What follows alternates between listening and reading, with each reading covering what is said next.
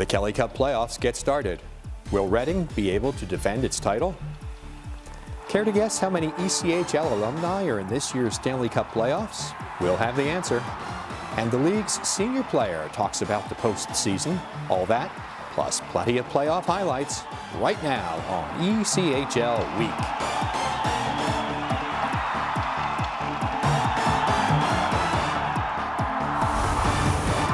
Welcome to ECHL Week and the start of the 2014 Kelly Cup playoffs.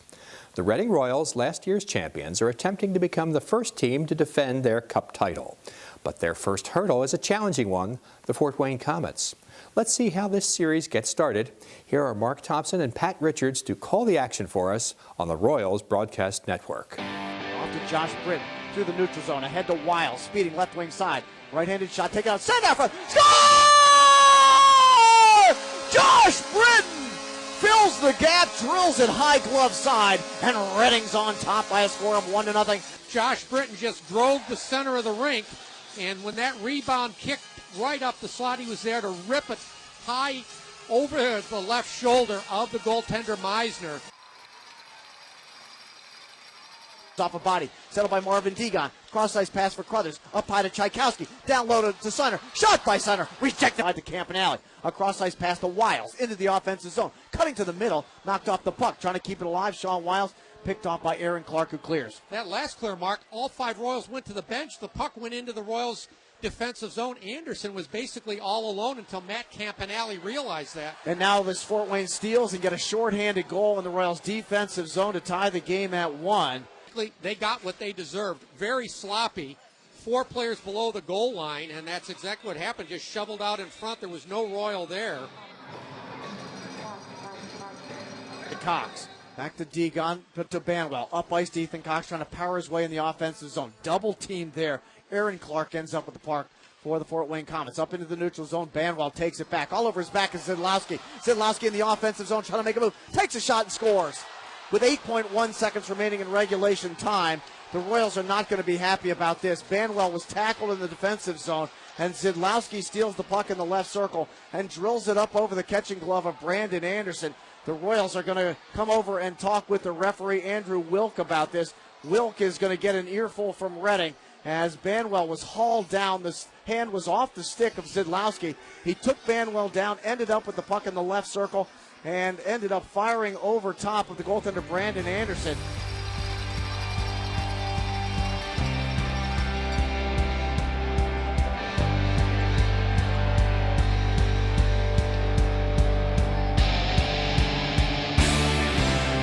In the Western Conference, last year's finalist, Stockton, takes on Ontario, which has been near the top of the standings all season.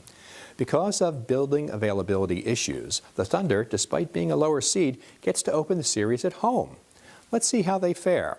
Here are Caleb Lamb and Brandon Kisker describing the play for us on the Stockton Thunder Broadcasting Network. Jonathan Parker, Matt White, and Derek Couture off to the bench area. Thunder come the other way with Langlois. Stangles in front. He scores! Jeremy Langlois, who was named to the ECHL All-Rookie team, able to get the first goal. Short pass to center, and then it's cleared long for Langlois. Leaves it off for Martin, hustling into the zone. One-on-one, shoots and scores! Joey Martin, the Thunder's regular season team MVP, has made a 2-0 lead. Langlois skates it up. He realized that he wasn't going to get that far, fed it over to Joey Martin, who had position on Cody Soul, and just put that wrister past JP Anderson with some confidence. Stretch pass for Couture, offside is whistled. He took the shot afterwards anyways, and the Thunder don't like that. They go in after him to the end boards. 2 players push him. It's Riley Wetmore, the first man in there. The opposing number 29's throwing some punches at each other. Garrett Hunt in there as well, as the 2 captains might have a scrap.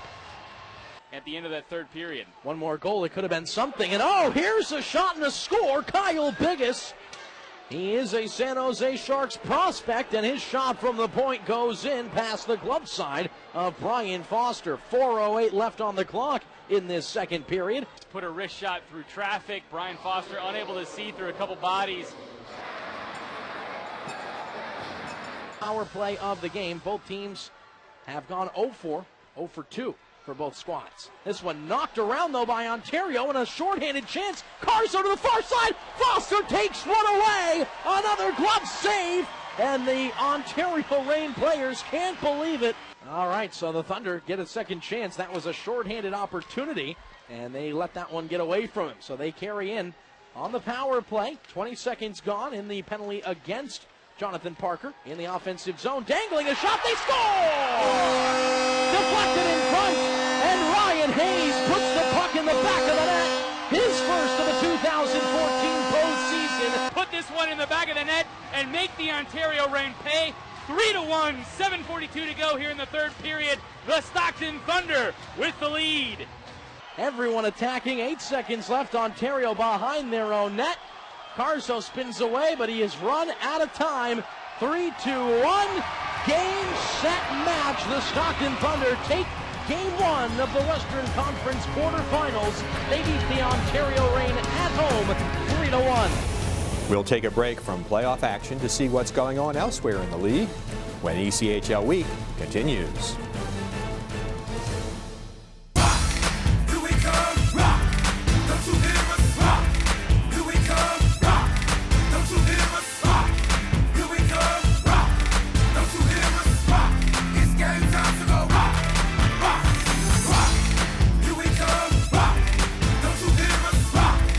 Stars shine in Orlando in January of 2015 when the Solar Bears take on the ECHL All-Stars at the Amway Center, presented by Visit Orlando. Visit OrlandoSolarBearsHockey.com for more information. Oh! Checking your fantasy league? Nah, just my 401k statement. Nice. Where'd you find the money for that? I just been saving a little every month. I can't seem to save anything. Well, what about all this? What about the money you're spending? What money? It's gone before I can get my hands on it. I got a pizza for a Todd. Hey, can somebody spot me? When it comes to financial stability, don't get left behind. It's 547. Get tools and tips for saving at feedthepig.org. Are you paying too much with your current payroll company? Are you concerned about how Obamacare could affect your business? If you're interested in a better, more cost-effective solution, Einstein HR is the answer. No more stressing out about Obamacare and the new regulations. No more worrying about being in compliance. No more overpriced payroll services. Let Einstein HR get you back to the business of doing business instead of spending needless hours and frustration taking care of details that add nothing to your bottom line. We provide a first-class payroll and HR services with superior customer service. Call Einstein HR today.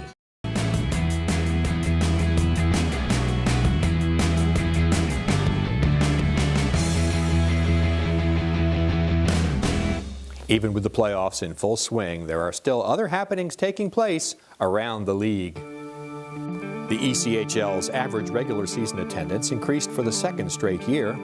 The average crowd throughout the league for 2013-14 was 4,706, 11 more per game than the previous year. It was the highest average attendance since the 1999-2000 season.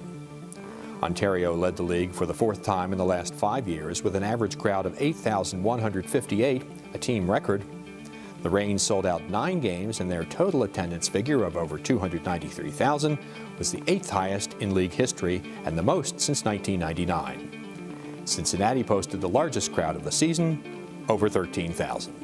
The Stockton Thunder has announced that the franchise, its parent company, and the City of Stockton have reached an agreement on the amendment of their lease agreement. The City of Stockton has been renegotiating leases with many of its partners as part of its plan of adjustment. City Council approved the tentative agreement between the city and the Thunder needed for the city's bankruptcy plan. The Elmira Jackals have entered into an agreement to become the ECHL affiliate of the Buffalo Sabres, effective immediately. Proper development is essential in maintaining a competitive roster at the NHL level, said Sabres General Manager Tim Murray. Having Elmira as an additional source to develop our young talent will certainly help our entire organization going forward. We're proud to have the Jackals as part of our organization, and with the Amerks in Rochester, we now have the added bonus of working with minor league affiliates that are no further than 150 miles from Buffalo, Murray said. The ECHL has 49 former players and 14 coaches on the 16 teams competing in the National Hockey League Stanley Cup playoffs. It's the 9th year in a row that there have been at least 30 former ECHL players, and the 11th consecutive season that over 25 players with ECHL experience have competed in the NHL postseason. As playoff pairings go, the 4-5 matchup, by definition, pits closely matched teams against one another. This year in the West, that means Idaho versus Colorado. The Steelheads won game number 1. Let's check out game 2 of this series. And we'll start in period number 2. Handling the play-by-play duties is Kevin McGlue on 107.9 The Bear. Back for Ostro, ahead now. Back to Yolansky, near side in front, tip just wide. Ostro behind the net, wraps around to the wide side hash. Sends it upstairs, Young, a blast, scores! Kevin Young, one time, buries it upstairs. Colorado converts on the power play and grabs a 1-0 lead. He was a true steelhead killer, and that one was a rocket. And Robinson, I don't know if he even saw that. So Colorado jumps on the power play chance. Raked free by Dodaro, and now Damatillo will reclaim it, leaves it for Kramer. Poke check, grab, Kramer. Down for Damatillo, down low shot, scores! Trent Damatillo, backhand goal. Beats Robinson, glove side high, Eagles up 2-0. Was able to lace that one through traffic and beat Robinson. Had a shield set up in Hudson and Dodaro and put it up top corner. Trent Damatillo, his first playoff point. Now with a full head of steam comes Gardner, barging in, offensive zone through the high slot, sticks it down, low shot, saved by Robinson, and it's taken off the net. What a cheap shot on Nemec there by Mercier. Just barreled into Nemec and now drives him down to the ice. What a cheap, dirty hit by Justin Mercier. Rolls deep into the Eagles zone. Birch quickly up with it. Slices through the trapezoid deep in his own zone. Builds up speed. Out to the red line. Arcs over left wing side into the offensive zone. Play it behind him. Goes cross ice. Looking for Ostro. Hopped away. De Castroza racing up 2-on-2. De Castroza cutting in wide side. Shot, scores.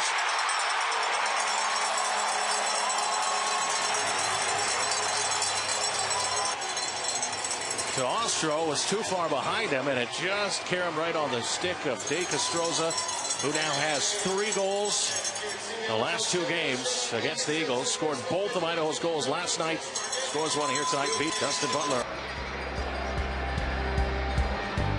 Extra attacker on the ice. Face off just outside the Eagles zone. Colorado wins it. Nemec wires it off the glass. It's going to roll towards the net. Into the net. Colorado's going to win it. Oh, what English on that shot from Mark Nemec, who clinches this one for Colorado as they grab a 3-1 lead and home ice advantage in this series. They'll tie it at 1. They're rewarded for their hard work tonight.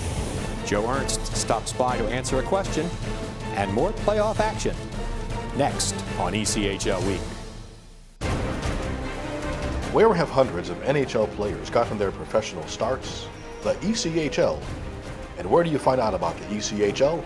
ECHL Week. On television or online, ECHL Week is the only show that brings you everything that's happening league-wide.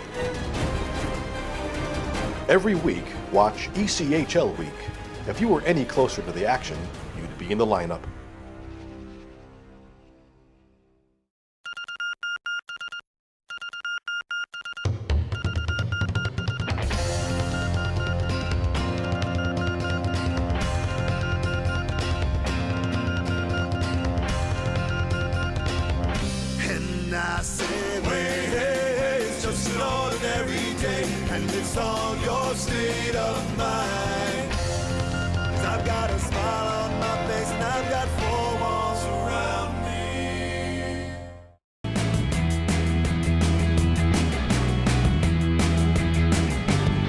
I'm Aaron Dell, the Utah Grizzlies. You're watching ECHL Week. Today's question for Joe has to do with officials and fans. Joe, how much do referees and linesmen hear of what's going on in the stands in terms of yelling or criticism?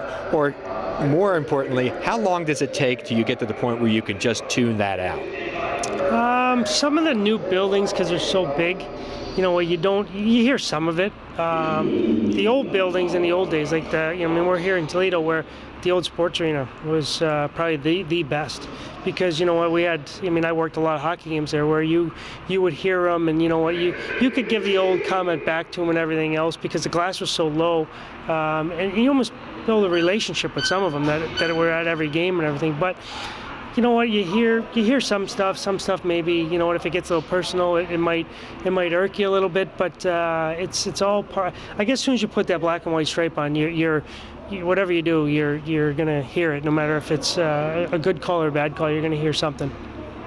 And following up on that, do officials have any fans? Does anybody really, not necessarily root for them, but support them and not say that, you know, they hate them because they're making calls against their team? Maybe their family likes them. You know what?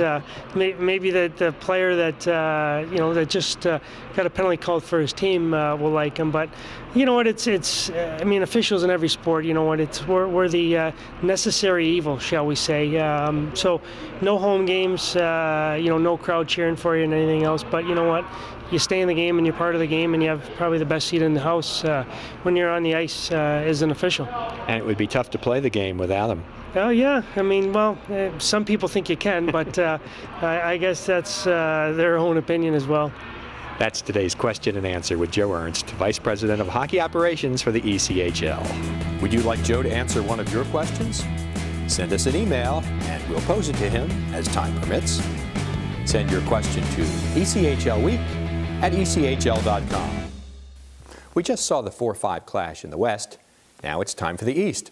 Number 4, Orlando, is playing its first ever ECHL playoff match. Cincinnati is the opponent. The announcer is Bill Schaefer on the iHeart Solar Bears radio network. Keep the play alive. Megan has the puck behind his own net and starts out for Cincinnati. Moves around one man to center, dangerously into the zone. Another move around, and oh boy, that puck dangerously right out in front, and they score. The referee says, yeah, there was a scramble right in front of the Solar Bear net. How in the world did that go in?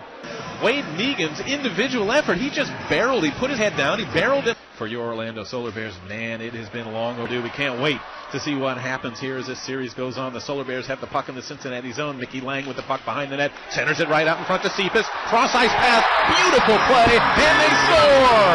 Taylor Matson did it all. How about that? All three forwards touched the puck. A beautiful setup by Mickey Lang. He got the puck over immediately to Jacob Cephas, east-west, right across the ice. And he fired one just outside the blue paint. They're on the cycle, deep in the zone, still trying to keep it in. Maggie Murovich falls. Solar Bears still hold it in. How do they do it? Trying to make an offensive rush out of this. Dropping it back now. Over to Cloud. He shoots. He scores!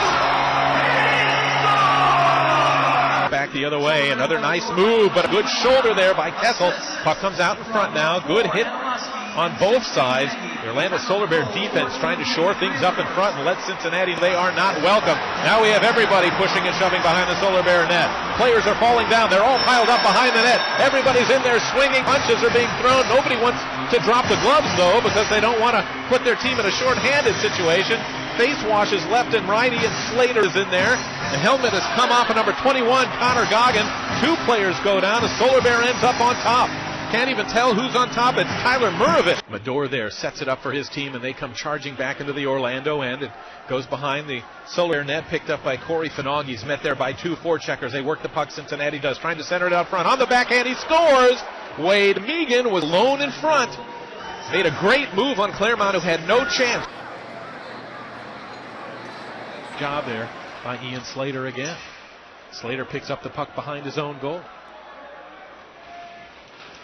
Orlando trying to get that puck out of their end. Cincinnati throwing up the physical presence a little bit. Shot across the blue line to the point. Shot home when he scores. I don't know if that got tipped in front. Puck is dropped. Cyclones win the draw. They're content now to run that clock now. They get it as far as the blue line. Now they work it in, though, on a bit of a break. Getting the puck across. Shot. Big save. Rebound. They score. What a dagger in the heart that was. Trevor Lewis. Solar Bears were stacked up at the blue line, and what happened was they knocked the puck down, but it snuck in behind them. It was an odd play, and picking it up was Trevor Lewis. Another Eastern Playoff Series is off to a terrific start. That's still to come on ECHL Week.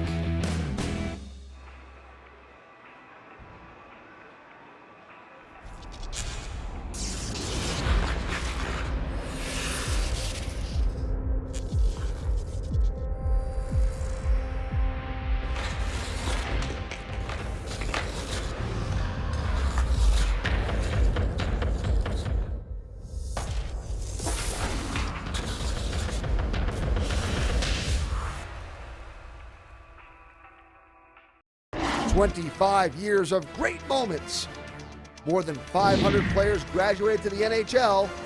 Don't miss the next time hockey history is made. Watch all ECHL games on AmericaOneSports.com. Live or on demand. At home or on your mobile device, log in at AmericaOneSports.com to check out your favorite team. The official broadband broadcast of ECHL is AmericaOneSports.com.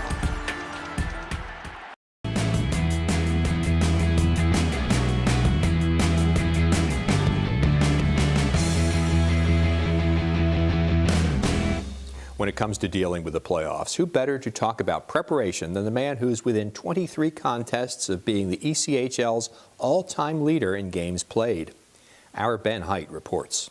It's the time of year that all players look forward to. The ECHL playoffs have begun, and the teams are preparing for the long, arduous journey ahead in hopes to win the Kelly Cup. Although not all the players in the league make the postseason, the ones that do realize how fortunate they are and don't want to waste the opportunity. We met up with one of those players, Sam Fatorik of the Kalamazoo Wings.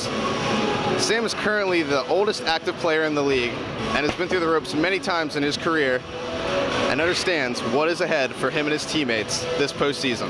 You get to really scout the other team, you get to go at it and really battle every night. Find your weaknesses, find their weaknesses, try and exploit them. And you're playing because you love it. You want to win the cup at the end of the season. You want to be the last team standing.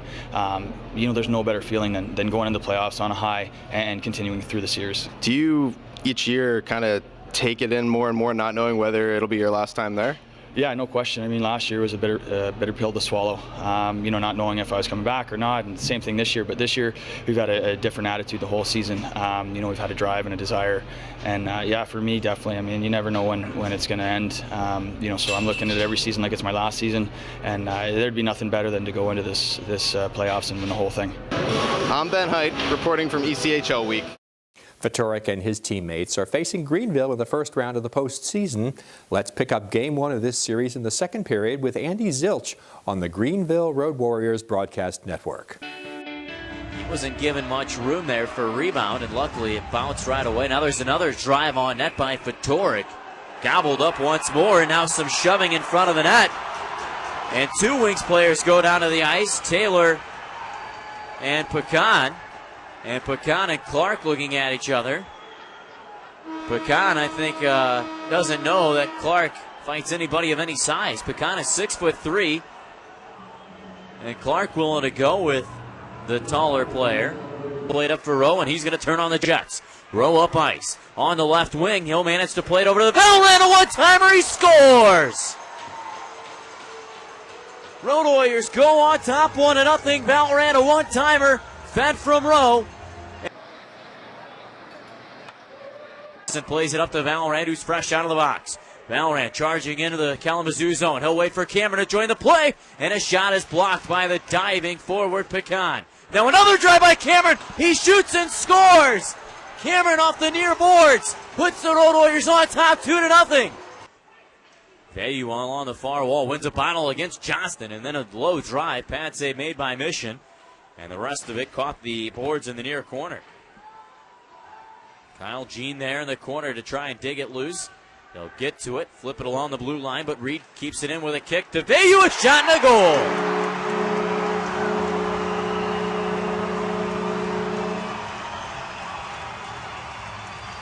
Vayu's been all over the place for Kalamazoo on that shift.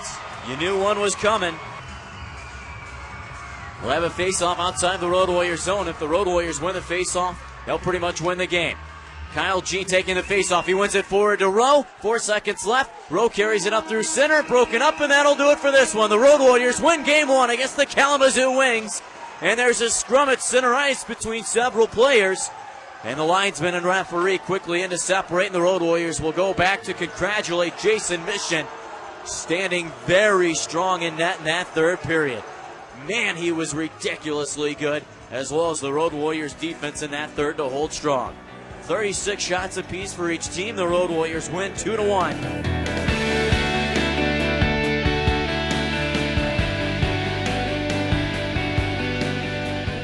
That wraps up today's show. There's lots more postseason action to come when we meet again, but until then, keep following the Kelly Cup playoffs with us on Twitter and Facebook. Until next time, make it a good week. Make it an ECHL week.